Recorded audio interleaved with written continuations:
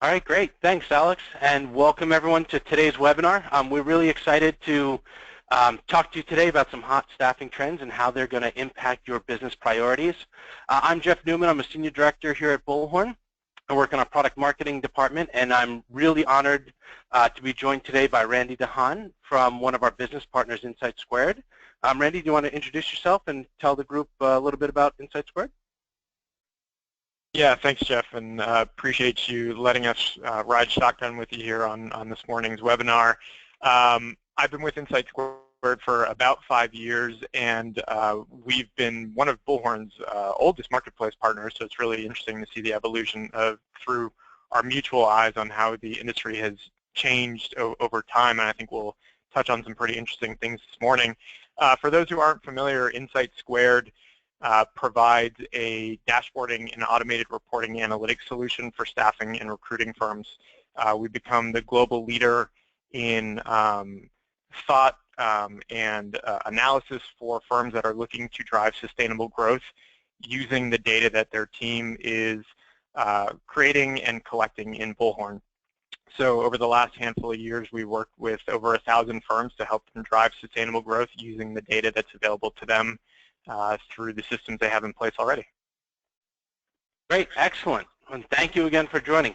So for today, we've got some pretty exciting content to share with you all. If we want to go to the next slide, we're going to break today's presentation down into 3 main areas. First, there's some just general industry trends and stats, I should say, that we want to share. We've also done a lot of work in understanding the top priorities of U.S. recruitment leaders through our annual survey that Bullhorn puts out. So we're going to talk a little bit about the results of that and the impacts that those results and directions could have on your business. And then we want to end out the webinar today with some key trends to watch, and Randy's going to help with also sharing some key insights and KPIs that you all should track and think about as you're looking to address these trends. So let's jump right in it because I know we're a little short on time and we definitely have a lot of content to share. So at a really high level, we wanted to start with some key stats. For those of you who aren't tracking the market as a whole, the staffing business is about $431 billion worldwide, and the U.S. actually makes up about 139 of that. So the U.S. staffing revenue is about 1/3 of the global market. As we look across all the geographies from a worldwide basis, we actually see that the next closest market is over in Europe. And so Germany, France, Netherlands, Switzerland, these would make up kind of the Benelux and the DACH regions. Those actually represent about 91.5 billion, followed by Japan and UK. And so it's really interesting as we look at some of these trends and look at some growth not only from the US market but worldwide as well. So actually, if we want to just focus in on the United States, we see some really interesting trends going on within the subsegments of the U.S. staffing market. So we kind of break the world out, you know, by professional, by temp, and by place and search. And so what we've seen is there's been a little bit of contraction in some of the segments that we look at. So for example, healthcare has come down a little bit. Last year was about 13% growth. This year it's about 8%. But still, it's one of the fastest growing segments within staffing as a whole. Education is actually surprisingly strong as well. It's up about 12% year over year. As we look at some of the temp help markets, we actually see that commercial has come up a little bit and industrial has stayed about flat. And then over in place and search, temp to hire has come down just a smidge, but again, it's pretty strong as well. So overall, the market that we're all in is really healthy and represents about 4% growth year over year.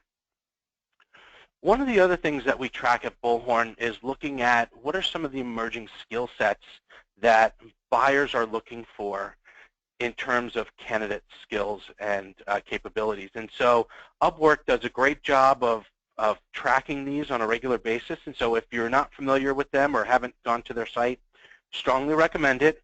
But when we were looking at Q4 2016, what were the 10 fastest growing skills, we actually saw some shifts. And there's definitely kind of a movement or transition from a skill set perspective to focus more on, or there's a greater demand growing for things like artificial intelligence, natural language processing, and predictive analytics. So these types of skill sets are starting to grow.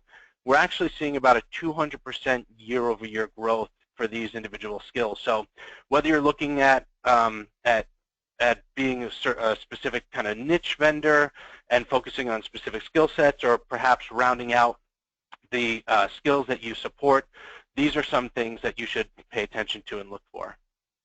All right. So with that, we would just want to ask one quick poll question before we go on. And the question is, do you have someone on staff that is responsible for creating and sending reports internally?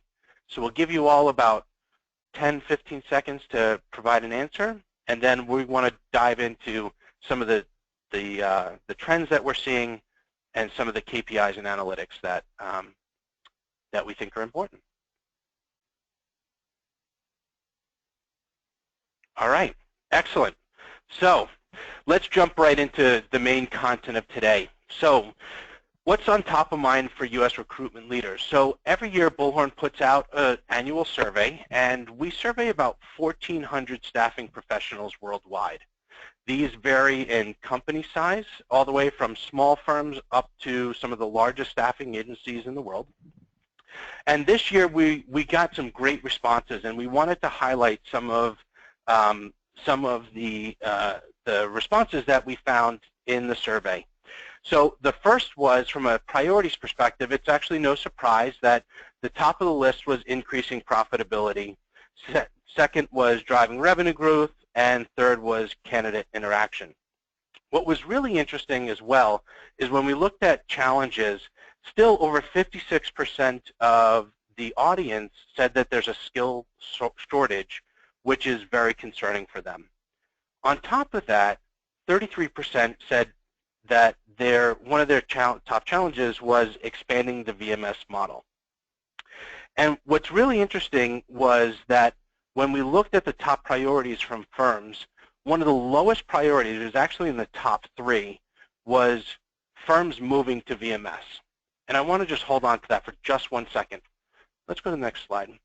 So one of the other things that we look at Bullhorn is understanding buyer behaviors. So these are the clients that you all are working with.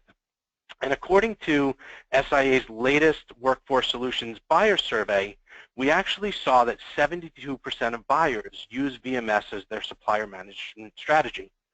Now this survey goes out to firms of about 1,000 full-time employees and more. And so what's really interesting is that there's a little bit of a disconnect or a difference between the prioritization of VMS, the challenge of VMS, and how buyers of larger organizations are actually looking to use VMS as one of their top priorities. And so whether you work with larger organizations or have aspirations to, we really think that it's important to understand your buyer behaviors and how they look to use technology in order to fulfill some of the jobs that they're offering. The last trend that we saw, which was really interesting, was about 79% of respondents said that the majority of their revenue is going to be coming from existing clients. So later in the presentation, we're going to talk a little bit about relationship economy and how important it is to engage with clients on a new level. But what it was really surprising to us was how much revenue you all are expecting to come from existing clients. Now, Randy, you and I have had a lot of conversations about the latest trend survey. Anything else jump out at you? Yeah, I mean, I think the biggest thing to me is the priority with the respondents really was focused around their own personal performance, the internal performance of their team, which in many cases is an indication by the fact that profitability is top of mind and driving revenue growth. So I think you touched on something that is important and will continue to be important, but feels a little further out to me, which is sort of the VMS landscape and where that sits on the radar. But I think what we found when we sort of unpacked the trends report with a little bit more detail is that there's a lot of things that staffing companies and thought leaders in that space can be doing to drive their own performance that will directly impact the bottom line. So to me, when the respondents said that increasing profitability and driving revenue growth were the top two priorities, it really struck something with me that there might be something that we can do in this platform to illuminate some ways that they can drive growth through the means they already have. So really kind of the concept of do more with less, right? Yeah, that has such a negative connotation. You know, we're going to make your job more difficult, so figure it out. But I think the truth of the matter is, one of the things that I've noticed over the years that I've been working in this space is that it's rich with data. There's information everywhere, but it's a matter of how you harness that information. And I find that in the history of the staffing and recruiting space, it's always been so much about volume. If we pick up the phone more, we'll have more results. If we can throw headcount into our business, we'll drive the bottom line. But the truth is that's not scalable long term. That only takes you so far. So where is there low-hanging fruit within your organization to help drive that growth that everybody wants, and perhaps more importantly, make it sustainable growth so you can repeat it, understand what's working, and maybe understand more importantly what isn't working. And so as we start to dive into not only the trends, but some of the KPIs that people can track, I think what you'll see is that it really mirrors the trend that the industry is asking for, more profitability, more growth. We all want that. How do we do it? I think we can do it by looking inward a little bit more about our strategy, how we work with candidates, how we work with our clients, but also how we empower our own team to be successful. A lot of that lies within the systems that are in place already.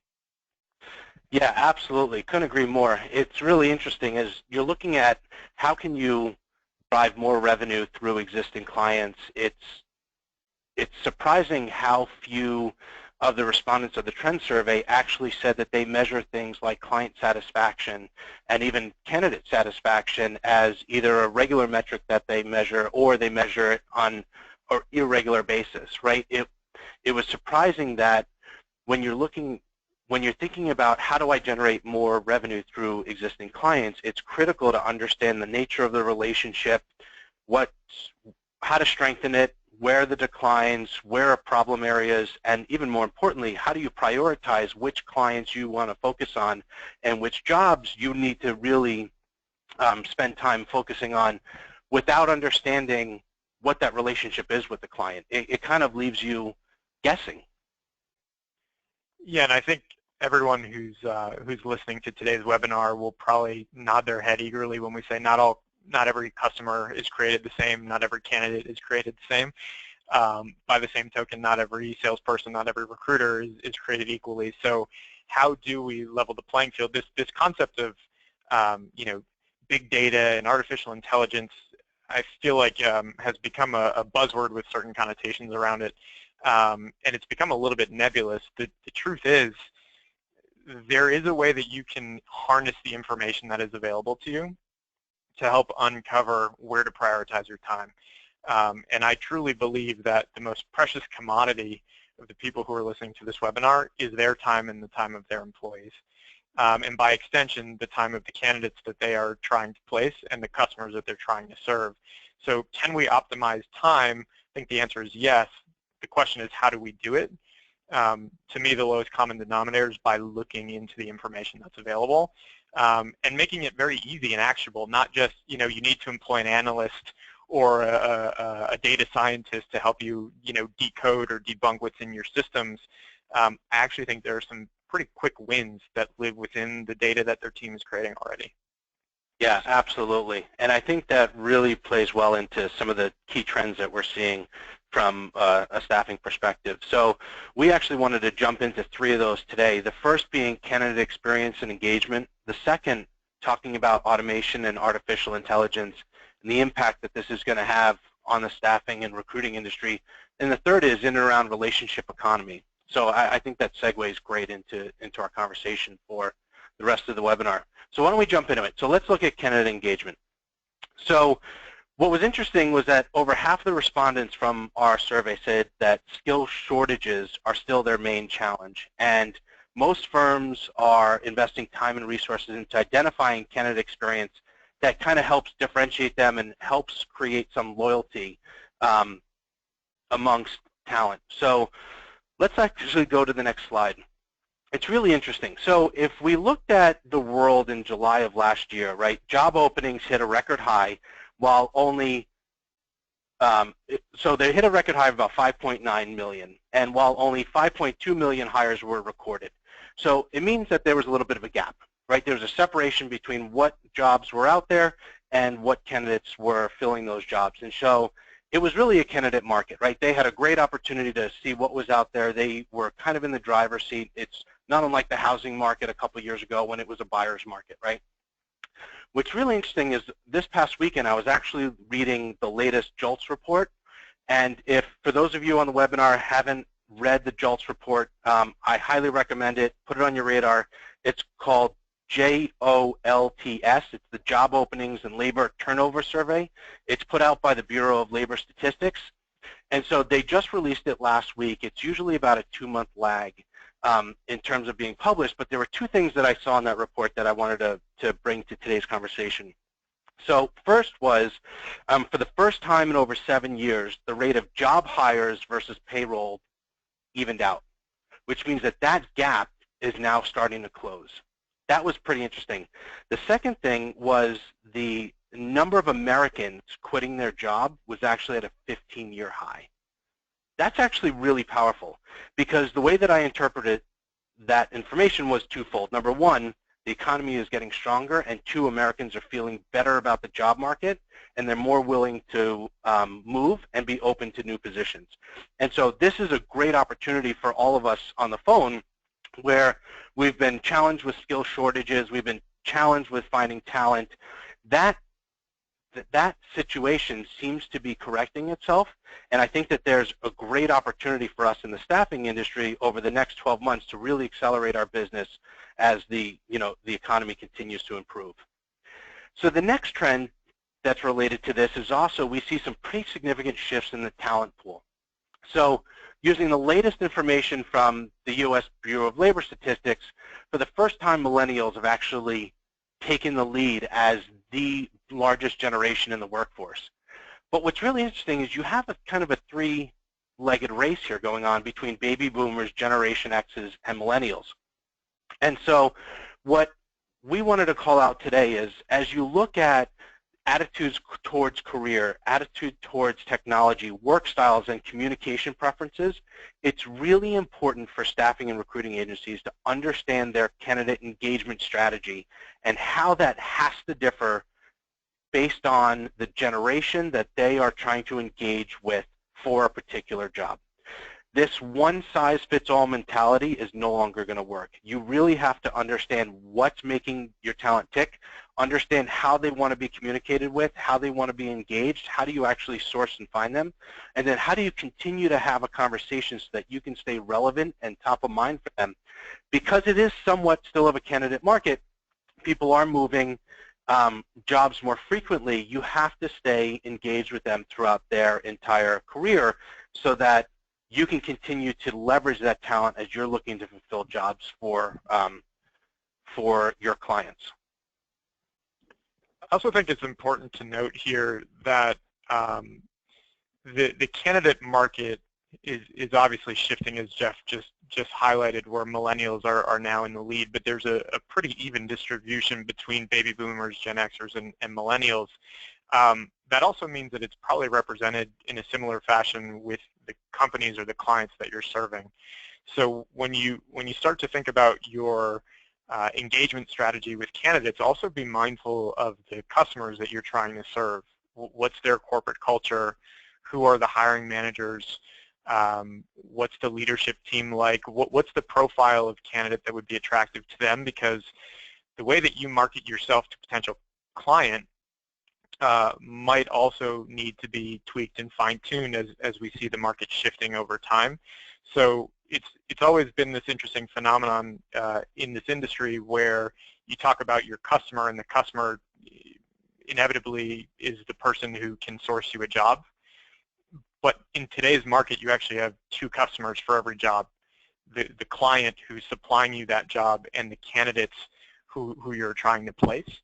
And so as you're thinking about your strategy, it's sort of 2 sides of the same coin. There's a strategy by which you try to market and entice talent, there's also a similar strategy for how you market and entice new clients who can supply those jobs. So something that I thought worth mentioning and bearing in mind as we go forward. Yeah, absolutely. That's a great point, Randy. And it's really interesting. So one of the other trends or the key takeaways that I saw in the trend report as I was reading through it was, so we also asked staffing and recruiting firms what they thought of themselves, right? So we saw that 92% rated their firm's client service as good or excellent, and 86% rated their candidate experience as good or excellent. So from their internal perspective, they think that they're doing a great job, which could absolutely be the case. But what's interesting is we started looking outside, and CareerBuilder did this really interesting study with Innovero, right?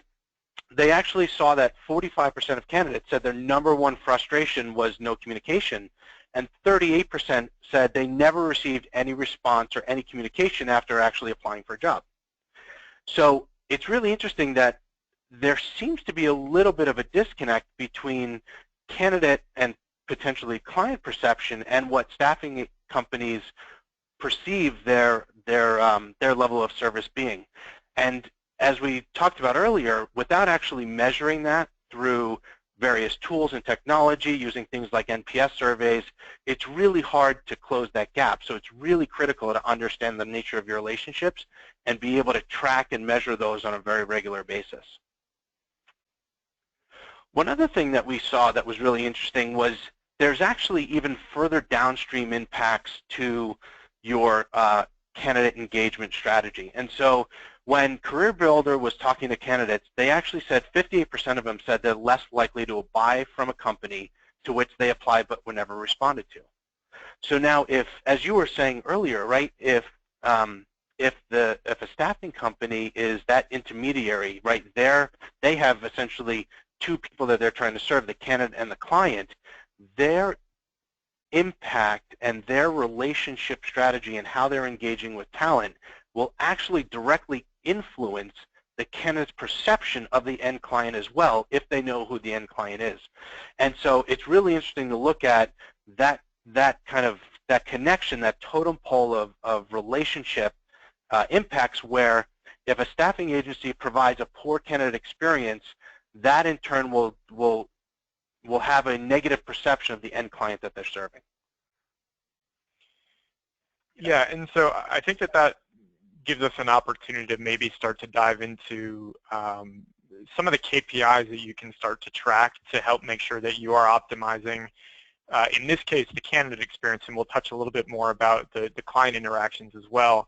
KPIs is sort of this, like, it's almost become like a swear word, I feel like it's that thing that you have to do as a leader of a staffing business, you know, the things that you have to track. But the truth is, the devil is in the details. So when we were actually looking in preparation for this conversation, some of the questions that came in, some people are asking, like, what are the gold standard KPIs that we should be tracking? And I think historically, the KPIs that people track are sort of the breadcrumbs through your workflow that you can start to measure and understand the relationship between those breadcrumbs. So i.e., how many phone calls does it take to have a connect? How many connects do you need to source a job? How many jobs do you need to get a submittal, and so on down the line?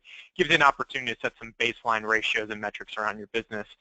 I think what we sought to accomplish in this conversation is how we can take a 2.0 approach to the existing KPI sets that most people are already tracking. And given the framework that Jeff has sort of set up around the candidate experience and the client experience, how can we optimize some of the information that we can now look at to measure, are we giving a good candidate experience, and down the line, are we giving a good client interaction as well? So what we have up on the screen here just happen to be a couple screen grabs from InsightSquared, just a couple reports to show you how you could do this on your own. But the bottom line is, you don't necessarily need to leverage technology to use the data that is available to you. So the candidate experience can be measured in a number of different ways. What we heard when we started to dig into the trends report a little bit more further is that it can be a little bit of a black hole when you start to think about your CRM or your applicant tracking system. So you pulled up the stat a few moments ago, Jeff, where you said that most firms believed that, with 86 or 90+% confidence that they were giving a good candidate experience. A lot of times what that means is that we gave a response to a candidate. And that isn't to say that that's the wrong approach, but is it the best approach? You can automate through, whether it's marketing automation or through tools within Bullhorn or other things within the marketplace, to make sure that every candidate gets a response. But given the talent shortage, is that really the right thing to do? So what I might put just as a food for thought, or as a takeaway from this conversation today, is given how important the candidate experience is, make sure that your KPI set isn't just focused on the activities that your team is doing in terms of volume, but is it also encompassing the things that they need to do to drive engagement with a candidate? Meaning, are we touching each of our candidates once, more than once, over the last 30 days, 90 days, whatever, because people are taking more risks, and millennials certainly are having, what is it, the stat, like 7 careers, within their career span. So good candidate today is going to be a good candidate in the very near future, even if they take a job. But then also it's your obligation to your clients to make sure that they understand that you are not just working their jobs the same as every other. If it is a high priority client, then their jobs might be high priority as well, meaning that you might want to make sure that you're showing them the good work you're doing. They don't necessarily care what your job to interview ratio is or your interview to placement ratio. Yes, that shows that you're not necessarily wasting their time with time waster candidates, but it does show that not only are you doing effort for them, but it's effort that's going to pay off. And that starts with how much activity you're doing against each of your clients.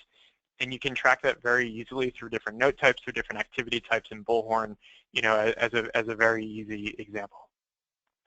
Yeah, that's a great point. And I actually want to touch upon something that you just mentioned, Randy. You talked about how sometimes just having a single response is responding to a client, and you can do that through marketing automation systems, right? There are ways in which you can respond to a job applicant and someone submitting for a job. I would also argue that depending on the generation that you're looking to engage with and who that candidate is, it may not always be an email, right? For example, if you have a millennial who prefers to work on their phone, you get a resume, they don't even have a home phone listed on their resume, right? It's just a mobile number. Perhaps your engagement strategy, your response strategy is you send them a text message that says, hey, Jeff, got your resume. Thanks for applying for this position. It's under review, and we'll get back to you, shortly, right? So you bring up a really good point. As you're understanding the activity that you have for candidates, it's also interesting to look at how do you segment your candidates out by generation and their communication preferences, and then how do you track all of those engagement models depending on who it is that you're interacting with. Yeah, you know what's funny? I manage a sales team at InsightSquared, and one of the things that I just anecdotally, totally qualitative, not quantitative, but one of the things that I saw is that reps who were texting their prospects were having more interactions with their prospects. And so I put a rule in place that when someone moved in, in our buying process, in our customer journey, when they moved into the evaluation stage, meaning they kind of validated that they wanted to talk to us, but they weren't sure yet if they were going to partner, anytime they entered the evaluation stage, when you get off the phone, send them a text message. And what I found after measuring this now for a handful of months is that our email and phone conversations have gone down, but our conversion rate from evaluation have gone up. So we're having more touch points with buyers, but the traditional form of communication, to your point, has changed. I carry a mobile with me. In fact, I have it out while we're doing this webinar. The only thing that I care about is as big as the size of my screen. And if it's more than that, I'm probably going to hope that someone else responds, or that I wait till someone pings me again to take action. So to your point, understand who your audience is, whether it's client or candidate, or even your own employees. How do you communicate with your employees? If you just start to beat them over the head with dashboards and reports like we're showing on the screen here, they're probably not going to buy in. The truth of the matter is that you are reliant on their data input to be able to draw conclusions that are going to make them better, faster, stronger. So how do you sell them on the benefit of leveraging information? That starts with transparency, that starts with perhaps a bit of gamification, but also helping them see that information will help them not just work harder, but smarter. So kind of flipping the connotation that you had a little earlier, that you need to do more with less, it actually might be a little different than that. You can maybe have a better result by doing a similar amount of effort, but in a much more sophisticated way. And that, to me, can be a competitive advantage for how you attract top talent into your own firm, but also, again, the candidates and the clients that you serve. Yeah, absolutely. And we've actually seen as well that with even millennials entering the workforce as recruiters or as salespeople within staffing agencies, because they're digital natives, right? They've grown up on technology, they're mobile-based. Providing that engagement strategy even internally can even lead to a lower turnover rate and keep your employees more engaged and happy. So let's continue on. So the next area that we wanted to talk a little bit about is automation and artificial intelligence. So if we look at this, I think we've all heard of this by now, right? There is, or the rise of the robots going on. There is a huge opportunity for us to use technology in a way that can really impact our ability in the staffing and recruiting agency to do more and to be better at our jobs. And it's not only us. We actually, across the board, everyone's talking kind of about predictive analytics and artificial intelligence. Forbes, Gartner, Forrester, all the analyst firms are saying that this is, kind of the next wave of technology. We see companies like Salesforce buying, I think they bought like 6 AI companies. They now have released Einstein. Microsoft's making huge investments in artificial intelligence. It is truly going to change the way in which we kind of work within the staffing and staffing space. So what we've actually been looking at is how does it change kind of the staffing world in like the next 3 to 5 years. And the way that we're looking at artificial intelligence and some of the work that we're doing here at Bullhorn is how can we help our customers understand what's the best talent for a job, what jobs do people really need to focus on, and how can we help deliver new levels of operational efficiency really never seen before, right? I mean, imagine a world where a job comes into the system and the very first thing that the system does for us is it predicts the placement rate or the placement close rate of that particular job. That helps people understand, is this a job that we should really focus on, or is this a job that maybe we should put, on the side? If we decide that we're actually going to pick up the job and actually start sourcing for it, the system has a tremendous amount of information, not only about the job itself, about the company that it's associated with, about the hiring manager that is looking to fill the job, and the system can now actually start building out a smart candidate list for us based on things like work history, experiences, education, past performance reviews, personality traits, maybe even relationships with other connections at the company, social presence, geographic locations, and impacts that may change their commute, right? Like whether or not they're going to be happy just commuting to the job. These are all different inputs that we have in the system that we can actually start leveraging to understand what jobs we want to focus on, what candidates would be best suited, so that we can help our customers really understand what they need to do, how they can be most effective, and really how they can continue to grow their business, especially in a sustainable way. And so I feel like perhaps my role through this conversation is to be a little bit like Scrooge McDuck here, where I say, well, that's all well and good, Jeff, but hold on a second. So AI is here, and more of it is coming. So the sentiment and the way that the systems can actually help you perform your job function in a more productive way is absolutely a game changer for this industry. But I think that if you're solely going to rely on, thousands of algorithms behind the scene to dictate how you should do your job or set the course for how your team should do their job, you're probably going to miss the fundamentals and the basics. So I'm going to try to bring this back to some of the basics a little bit because AI is here and it's coming, but that doesn't mean that we should sit back and be satisfied with the status quo. If you have the same performance, you should expect the same results. So how do we get different results? That's, most of the respondents said they're planning to grow in the next year. They also said that they wanted to optimize for revenue and for profitability. So AI isn't necessarily going to solve that for you. So the first thing that I hear time and again when I'm doing consultation with staffing firms is that, look, the concept of leveraging my data is really enticing, but garbage in, garbage out. Our data isn't very meaningful. It isn't very impactful. It isn't very powerful. And we've kind of talked throughout this conversation how the concept of data is a little bit nebulous at this point. I actually think we're starting to understand a lot more what data actually means to your firm. Through the likes of Bullhorn really enlightening their technology to help you with it. But also now it's your responsibility as the steward of your organization to make sure that you can make that actionable to your team. So what does that mean? We talked about KPI sets that are becoming different and changing. How do you track the candidate engagement through your KPIs? You still obviously need to track the breadcrumbs of your team so they know how they're performing. But have you considered tracking data quality as a KPI? If we are truly going to become reliant upon the data that lives in Bullhorn to inform the Bullhorn smart systems, isn't it important, or even more so important now than ever, to make sure that the data going into that system is complete, that it's compliant, and that it's also a reflection of reality?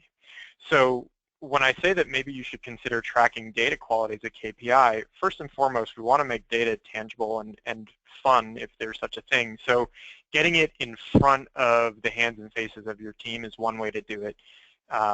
Dashboards, emails, big screens, contests, that's stuff that we know. But also, are there specific things that we can do to maybe align the importance of data quality to their compensation? So what I might suggest is looking at their specific fields within Bullhorn and making sure that there's compliance there. Bill rates, pay rates, start dates, end dates, the revenue drivers that help you understand the value of a job or an engagement. If they're not in there, you can have all the data in the world, but it's not going to tell you much. So start to think about how you can track data quality as a KPI, and if you do that, what you'll find is you can start to use a little bit more advanced knowledge to understand the patterns within your business. Jeff talked about the different sentiment analysis and what the impact of a commute could have on a potential candidate looking to find a new job. Within the data of open job orders that you've had and which ones you've successfully been able to win or lose or result in a placement or not, can actually inform perhaps how you point your team in the right direction. Not just on the value of the job, but which jobs have the highest likelihood to close. So what we're looking at here are just a couple examples. Like number one on the left-hand side is, what is your time to fill cohorted by one loss? Meaning, what is the pattern of job orders that successfully resulted in a placement versus those that didn't result in a placement? Meaning, if your team is spending too much time in one particular area, is that a warning sign, or is that a sign that they're doing good work? On the same line of thinking is, do you have a win rate that changes based on the age or the value of the job that you're working on? Most people right now, for example, don't necessarily understand the value of a job opportunity. They're only looking at the margin. Well, what's the potential end date for that job? How many hours does it have? Because that job that has very high margin might only be a very short-term contract. So when you can start to narrow the focus on your pipeline, because most of the respondents actually said that they don't have a shortage of pipeline, they're just trying to figure out how to optimize that pipeline. Starting to understand the trends and patterns starts with data quality, but can end in something like this, where you can really start to get your team cranking in their sweet spot. Great, excellent. Thank you. I know we're running a little bit long, so we're going to jump right into the last section of the webinar, and that's really talking about the relationship economy. And so it's no surprise that today, people are, buyers especially, and even talent for that matter, are really looking for a truly personal experience. They're moving away from the transactional nature and impersonal experiences, and they really want to build kind of long-term relationships. And so as a staffing and recruiting agency, it's critical to understand how you can not only build those relationships, but how you could measure those as well. And so I know, for example, earlier we talked a little bit about transparency. This is something that we preach and follow here at Bullhorn. We have a kind of a completely open corporate policy. We use a technology called Pulse, which tracks all of our emails, and everyone within the organization has the ability to see other conversation activity that's happening between all of our fellow employees and all of the people that we work with on a day-to-day basis. And so that really helps kind of foster an environment where people understand that it's not about the individual, it's not about the sale or the transaction, it's about the relationship. And to kind of bring in the cliche, like it takes a village to raise a child, right? It's really important to understand that there are lots of people that are interacting with your clients on a day-to-day basis, and each one of those touch points is incredibly important and has impacts to all the others. And so understanding all those different relationship aspects and who's talking to whom and who has relationships is really going to have a really important impact in tomorrow's relationship economy. We even look at something like, from a trends perspective, we see that 87% of Americans say they trust online reviews, right? And I don't think this is a surprise to anyone on the call. We all have started to use and leverage other people's kind of insights and perspectives in our own decision process. And so as we look at how are we engaging clients, how are we engaging talent, are we tracking things from an NPS perspective, are we looking at sentiment, are they then going in and writing good reviews, or are employees actually going into services like Glassdoor and writing raving reviews about us as a company? Those all impact how the people that we do business with and how we're trying to form relationships. It will really dictate how those turn out, right? And so it's really important to understand and analyze all of those different aspects of all the relationships that were happening. Yeah, so we talked about sort of the relationship economy earlier, mostly focused around the candidate experience, and Jeff just touched on a pretty important perspective, which is the customer experience as well. And I think I alluded a little earlier how you always have two customers. One is your client themselves, and the other is the candidate. In this case, we can maybe focus on how you can align some of your metrics internally with the customer experience, and in this case, the client specifically. There's this whole trend in the marketplace right now focused around account-based strategy, account-based everything. Are you treating each of your clients like a special snowflake? Are you engaging with them in a really meaningful and dynamic way? And one of the things that you could do is do a little bit of a retrospective on a regular basis to make sure that the recent placements that you've made stay top of mind, and deploy an engagement strategy at the client level to make sure that they understand that you appreciated the opportunity to do business with them, because they can be your best resource. Number one, 79% of the respondents to the Trends survey said that they expect to do business with the same customers, so it probably behooves you to keep them happy. And then similarly, start to understand, like, who are your best clients? Your best clients are not just the ones that give you the most job orders, right? So a lot of people give you ample opportunity, but the ones where you can actually make a placement in an efficient way, in a meaningful way with a tangible bottom line for you, might actually be the ones that you want to focus on. So if you can start to leverage information like that to make sure that not only you're keeping your clients engaged, but really making sure that you understand that a top client isn't just the one that talks to you the most, they're the ones that can actually mutually provide value. I might align my team to focus there, because again, their time is really precious. So we've covered an awful lot of ground here in the 45 minutes or so that we've been chatting today. I think it's probably important just to make sure that we're providing you with sort of the connective tissue, and then if time permits, we can maybe take on a couple of Q&As from the group. But there were 3 key trends that were informed by the trends report that Bullhorn recently published that focus around the candidate experience, how you engage with your candidates, how automation and intelligence is becoming more and more of a thing that we should be mindful of, and then ultimately how the relationships we have with our employees, our candidates, and our clients are really a glove-in-hand relationship. And as a result of that, there were a few KPIs that you could take away as soon as you get off this call that you can hopefully use to really start to transform your business and drive that sustainable growth that we all want. Firstly is making sure that your KPI set incorporates the candidate experience, the candidate engagement, because that, as we know, is super important. The second piece is making sure that you're adopting data quality as a metric that is a key driver in your business so that the data is more and more relevant.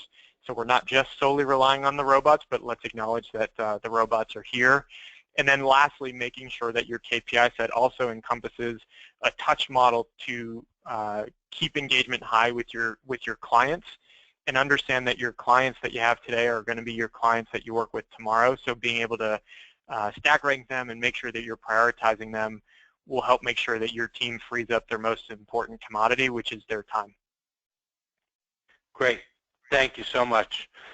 So I think we went a little bit long. I think we probably have time for a couple questions.